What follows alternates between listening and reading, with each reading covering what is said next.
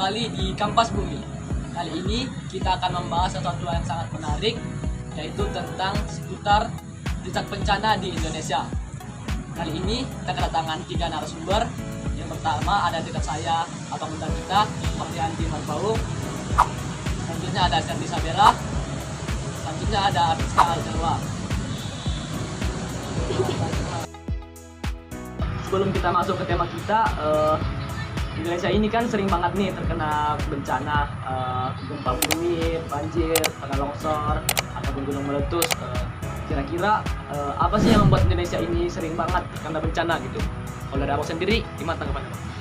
Nah, kalau menurut abang sendiri itu, abang mengambil dari pandangan bencana gempa bumi dan gunung meletus. Nah, kita mulai dari bencana yang di gempa bumi, yang di gunung meletus dulu.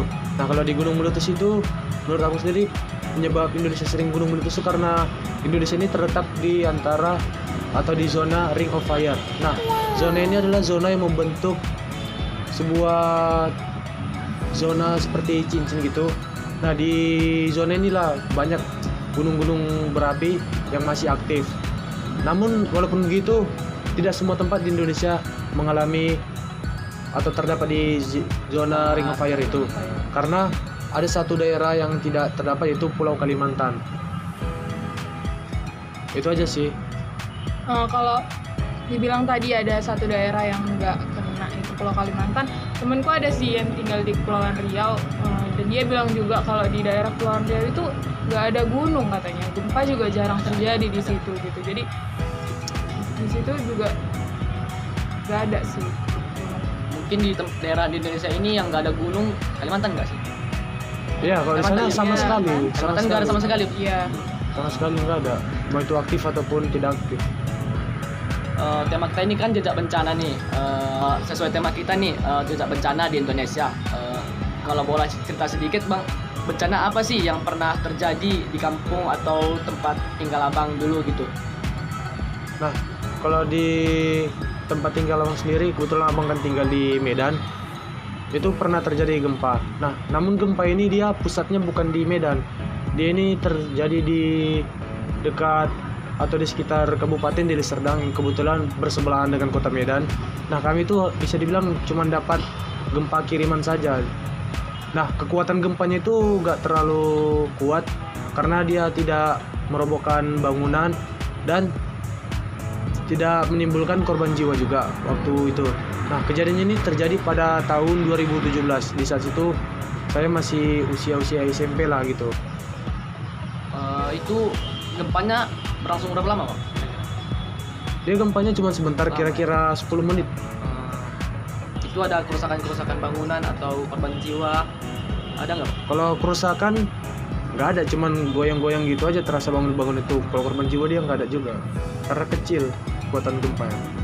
Waktu itu abang lagi, masih kan nggak abang dulu? Lagi ngapain atau lagi gimana? Tiba-tiba jadi ada gempa gitu. Nah, ini kalau gempa ini dia akan terjadi dia malam-malam, sekitar jam 7 atau jam 8 malam gitu. Nah, di saat itu keluarga abang dan tetangga-tetangga sekitar ya biasa lakukan aktivitas seperti makan malam gitu, ada yang nonton TV gitu. Tiba-tiba tuh bergetar semua, terkejut, keluar semua dari rumah gitu. Mungkin teman-teman lain, apakah ada yang mengalami bencana gitu di kampung kalian atau tempat tinggal kalian mungkin? Dari aku dulu ya. Kalau di aku sih nggak pernah kayak ngalami bencana yang sampai besar kali gitu, sampai kebanjiran ataupun gempa. Mungkin ya cuma biasa-biasa aja, nggak sampai ngungsi gitu. Tapi kalau di daerahku di Kabupaten Langkat itu ada satu peristiwa atau satu bencana itu yang sangat besar dan sangat terkenal gitu. Namanya banjir bandang Bahorok. Jadi banjir bandang ini itu melanda Kecamatan Bahorok di Kabupaten Langkat. Penyebabnya itu karena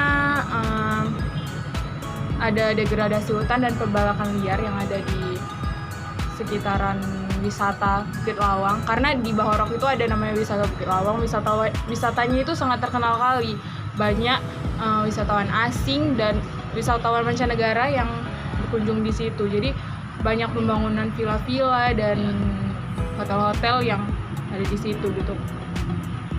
itu sih bencana yang ada pernah terjadi di situ ya. Gitu. di daerah. Mungkin dari Sherly sendiri ada? Kalau dari aku pernah ngalamin bencana banjir di daerah aku. Itu nggak besar sih, nggak sampai buat ngungsi. Cuman ada nih di satu daerah yang nama kampungnya, Kampung Sopin. Di situ tuh kalau misalnya hujan deras, nah air sungai itu meluap, itu bakal terjadi banjir. Yang paling besar itu sampai setinggi leher orang dewasa. Itu tahun berapa aja? Kalau tahunnya kurang tahu. Berarti belum lahir tapi ya? Belum lahir. Udah. Dari yang kalian ceritain itu ada nggak yang paling kalian ingat dari apa itu, atau yang nggak bisa kalian lupain dari peristiwa itu gitu, atau ada yang buat sedih gitu? Kalau aku nggak ada ya, karena kan kejadian itu di tahun 2003 dan itu udah lama banget, aku bahkan belum lahir. Tapi kejadian itu cukup terkenal di Kabupaten Langkat dan memang memakan banyak korban jiwa, bahkan sampai sekitar kurang lebih 150-an dan 80-an diantaranya itu korbannya dinyatakan hilang dan 6 diantaranya itu wisatawan mancanegara. Itu sih kalau sendiri. Kalau dari abang sendiri yang membekas di tidak ada kesedihan lah, karena seperti yang sudah abang bilang tadi barusan, tidak ada korban jiwa dan tidak ada korban berupa harta benda. Namun di situ hanya memberikan efek terkejut karena baru ini abang merasakan gempa seumur hidup, itu aja sih. Itu abang sampai ini nggak merasa trauma atau biasa aja sampai? Enggak, cuman terkejut aja, tidak ada trauma. Ya. Habis ini setelah bencana itu terjadi gitu, ada nggak kira-kira yang berubah dari kampung atau tempat tinggal kalian gitu bang? Atau contohnya kebiasaan dari masyarakatnya berubah atau makin apa gitu, kemajuan di situ? Kalau untuk perubahan di masyarakat sendiri, sejauh yang abang lihat gak ada perubahan karena ini bukan bencana yang besar, tidak ada kerusakan, jadi tidak meningkatkan rasa yang lain, rasa peduli atau apa gitu, seperti biasa aja jalan. Biasa aja, nggak ada, tidak ada perubahan gitu. gimana di masyarakatnya. Kalau dari kalian sendiri? Kalau aku juga nggak ada sih, mungkin kayak lebih tertata aja apa. Kalau aku sendiri sih nggak ada ngerasain apa-apa ya. Cuman ya di situ karena banjirnya juga tinggi, jadi di rumah-rumah di situ itu kebanyakan ya itu rumah panggung, rumah yang tinggi-tinggi gitu. Terus kalau setiap rumah itu pasti punya perahu kecil gitu untuk mereka keluar kalau pas banjir untuk cari kebutuhan makan mereka. Ini kan tadi kita udah bahas bencana yang pernah terjadi di tempat tinggal kalian masing-masing nih. Kita bahas lebih dalam lagi. Kan Indonesia ini terkenal sering banget nih terkena bencana, mulai dari gempa, banjir sampai lain-lain. Menurut kalian apa sih yang paling kalian ingat, bencana apa yang paling kalian ingat dari yang pernah terjadi di Indonesia ini yang sangat memorable atau masih membekas sampai sekarang gitu, karena kedahsyatannya atau karena korban jiwa sangat banyak gitu? Kalau dari aku selalu tertarik dengan letusan Gunung Tambora ya, karena karena itu udah terjadi lama banget, sekitar tahun 1800-an dan kemungkinan dan korban jiwanya itu sekitar 80.000 jiwa. Bahkan karena letusan Gunung Tambora ini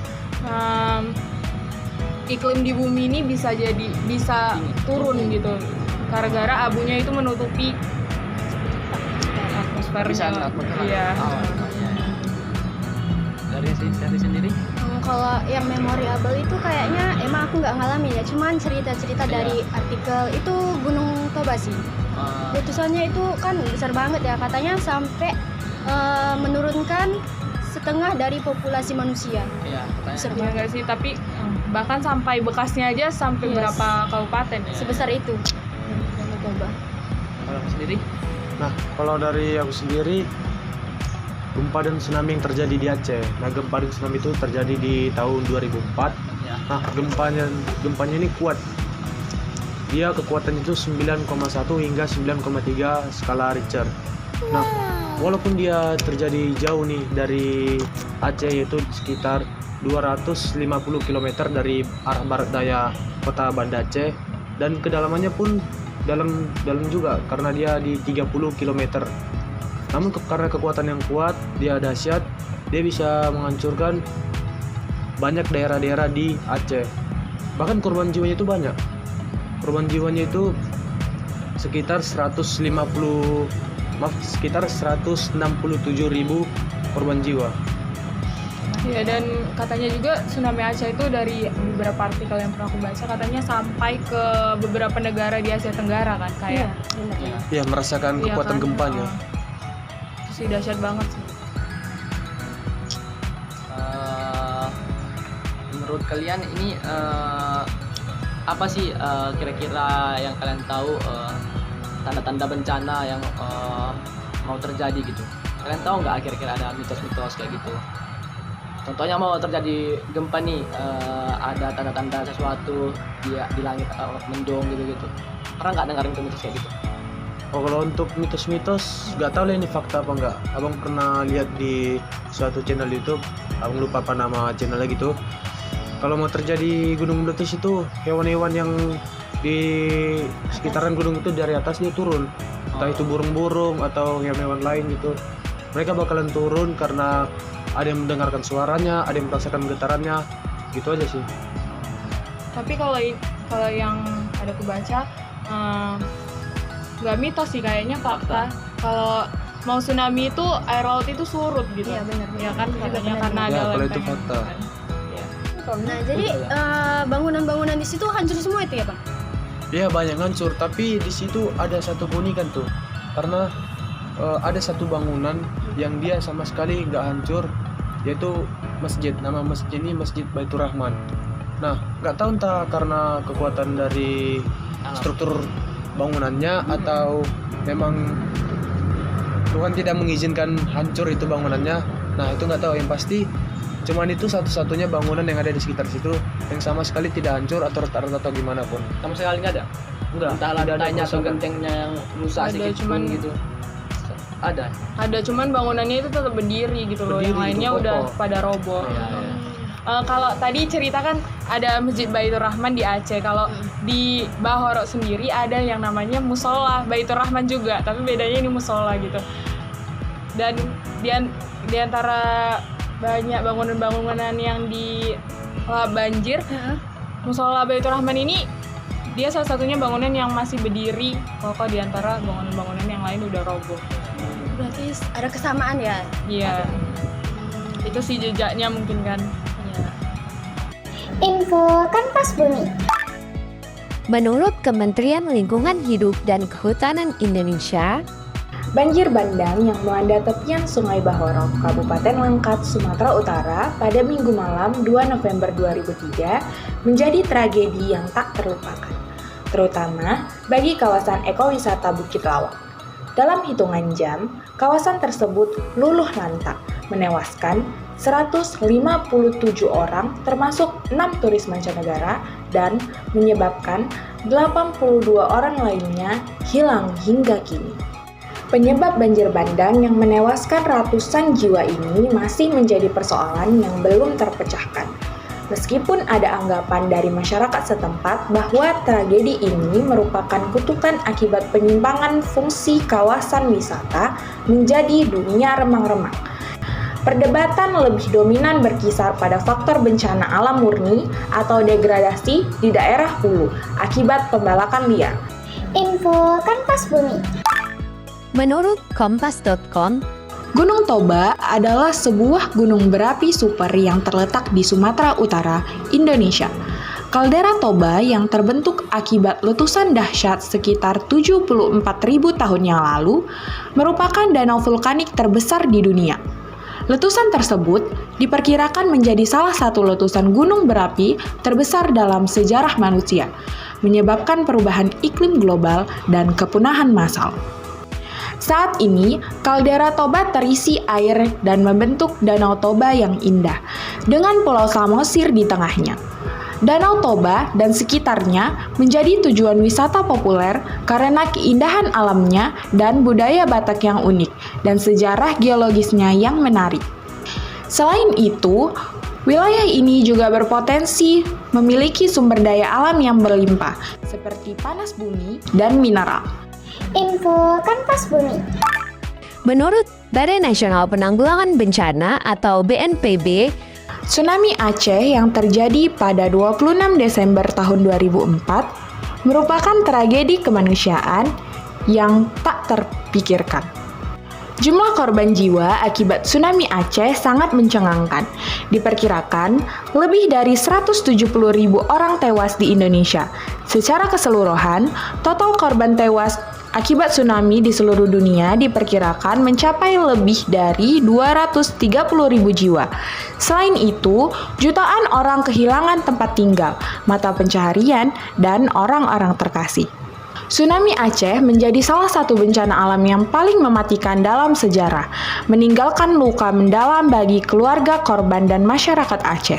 Bencana ini juga menjadi pengingat yang menyakitkan tentang betapa rentannya manusia terhadap kekuatan alam dan pentingnya upaya mitigasi risiko bencana. Info Kanvas Bumi.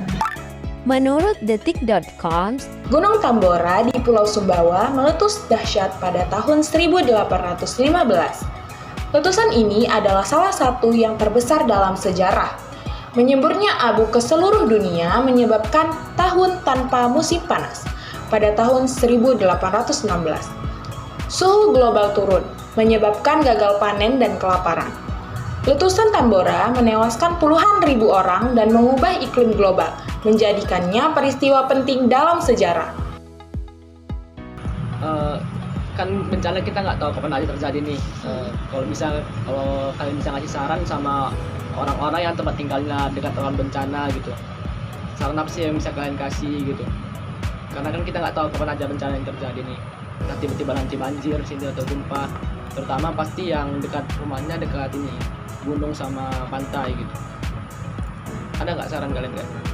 Kalau dari Apa abang sih? sendiri, saran abang pernah lihat di YouTube juga.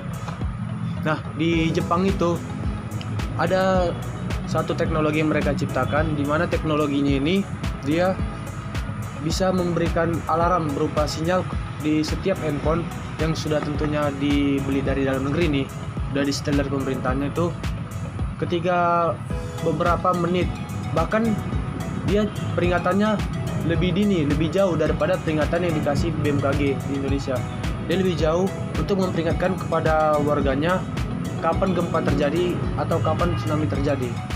Nah, kalau saran menurut abang, kita bisa mencontoh mereka, kita bisa mempelajari bagaimana teknologi yang mereka ciptakan untuk kita terapkan di Indonesia. Mengingat Indonesia dan Jepang ini memang dua negara yang sama-sama sering terjadi gempa dan tsunami, untuk jaga-jaga biar tidak banyak korban gitu kan. Kan di Indonesia belum ada belum ada sama sekali kesiapan atau apa. Iya, memang Teknologi itu di Indonesia maksudnya. juga kan belum terlalu teknologinya juga nggak ada. Itu maksudnya kita pelajari pelan-pelan. Itu aja sih sedikit saran. Tapi kalau mau cerita tentang bagaimana kita ngasih saran ke mereka, sebenarnya bahkan mereka sendiri lebih tahu daripada kita. Soalnya kita kan tempat tinggal kita tuh nggak di daerah rawan bencana ya kan. Iya, Mereka termasuk. juga pasti Iya. lebih itu. sih. Apalagi mereka sering ini kan, sering mengalami. Pasti ada antisipasinya mereka. Kadang bencana itu bikin kita sadar bahwa hal kecil itu sangat berharga gitu bang. Abang ngerasa kayak gitu juga enggak? Sih kalau abang rasa dari bencana ini ada hal kecil yang berharga yang bisa kita pelajari, yaitu bagaimana kesiapan kita dalam menghadapi bencana. Jadi kan gitu bencana datang supaya kita gak mati konyol gitu ya kan. Jadi ada persiapan yang kita harus tahu tanda-tandanya bagaimana. Terus kalau pengungsian itu ke mana gitu, itu aja sih. Ada ini. Kalau aku hal yang bisa aku ambil dari kejadian-kejadian yang udah kita ceritakan tadi gitu ya. Sebenarnya kita sebagai manusia tuh memang udah seharusnya merawat apa yang udah dikasih sama Tuhan gitu. Jangan bikin alam itu murka dan Tuhan marah. bisa berbalik ke kita sendiri gitu. Kayak tadi kan deforestasi dan bakal jadi celaka buat diri kita semua. Itu sih. Jadi teman-teman, pada pembahasan kita kali ini ada yang bisa kita dapat itu jangan pernah menganggap remeh atau enteng sesuatu, terutama pada alam, karena kita tidak pernah tahu kapan ada terjadi bencana di tempat kita. Bisa aja hari ini, besok, atau mungkin nanti, kita tidak tahu. Jadi hargai yang ada dan tetap jaga lingkungan kita. Terima kasih kepada narasumber kita pada hari ini. Semoga kita bisa terus berbincang nanti di lain waktu kalau sempat. Sekian pembahasan kita pada kali ini. Sampai jumpa di episode selanjutnya. Jangan lupa like, subscribe, and share ke ruang keluarga kalian. See you. Dadah.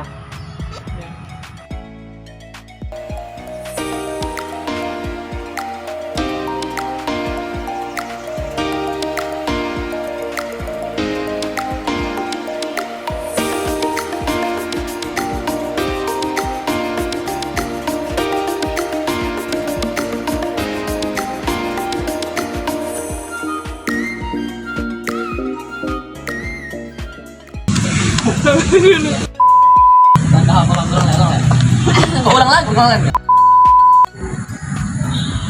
Oke. Cahayanya ke semua. Yang pertama ada abang kita, yaitu sabar, jangan ngomong dulu, gue yang masih. Oke. Sabar, ulang.